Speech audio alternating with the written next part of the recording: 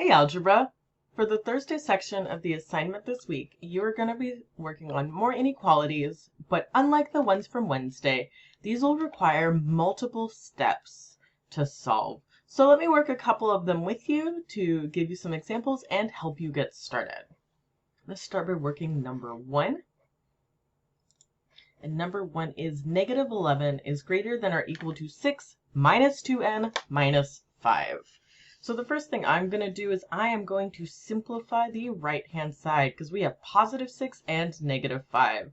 So when I do that, I get negative 11 is greater than or equal to, well, 6 minus 5 is going to be 1 minus 2n.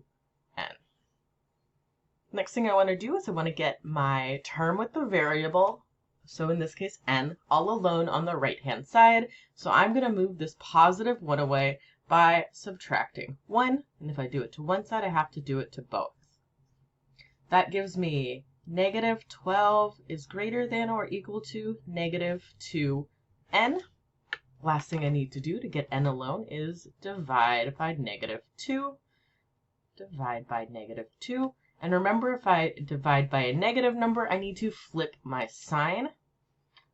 So negative 12 divided by negative 2 is going to give me 6.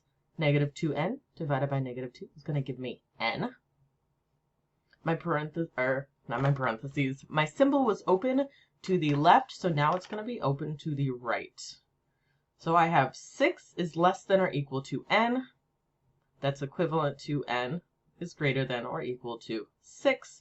So last thing I need to do is graph it. My dot goes at 6. It can be equal, so I fill it in. And then my possible solutions are greater, so I am going to shade in the right-hand side of my graph.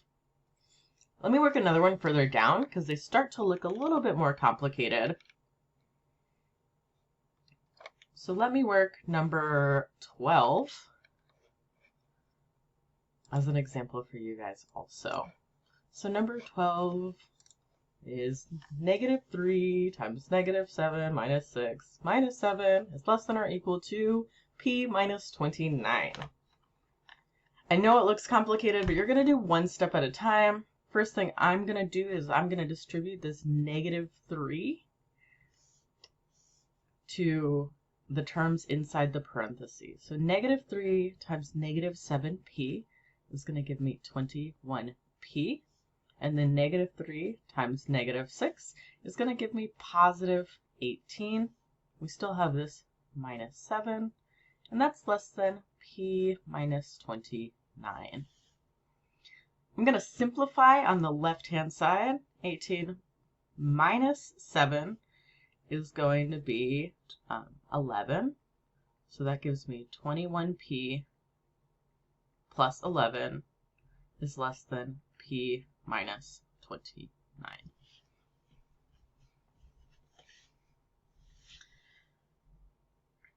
All right, so I am going to move all of my p's to the left by subtracting 1p from both sides.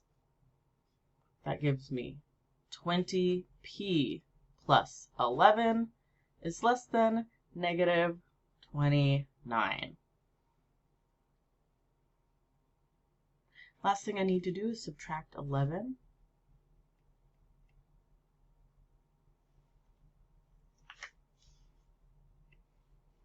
So that's going to give me 20p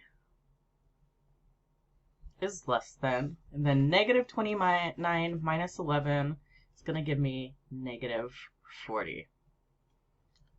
Last thing I need to do to get p alone is divide both sides by 20. Now I can simplify that to p is less than negative 40 divided by 20 is going to be negative 2. So to graph that, I have an open dot at negative 2, and then I would graph the values that are smaller. So graph the values to the left. I know some of the ones further down look complicated. Do your best to work them, and we will go over the answers in class tomorrow, or I'll post them on Teams. Bye, Algebra!